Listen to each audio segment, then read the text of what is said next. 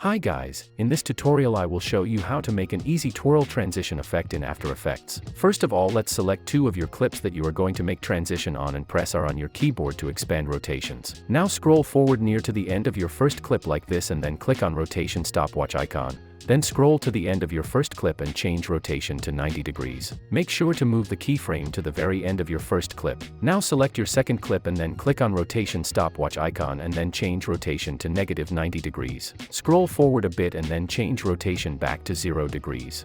Now select all rotation keyframes and hit F9 on your keyboard to ease them. Then go to Graph Editor, right-click here and select Edit Speed Graph and then make a smooth curve like mine. Once you are done, close Graph Editor and let's check the transition. Looks nice, but make sure to enable motion blur on both clips.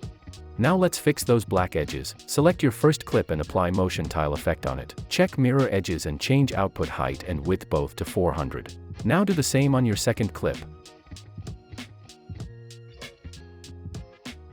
Let's check it one more time.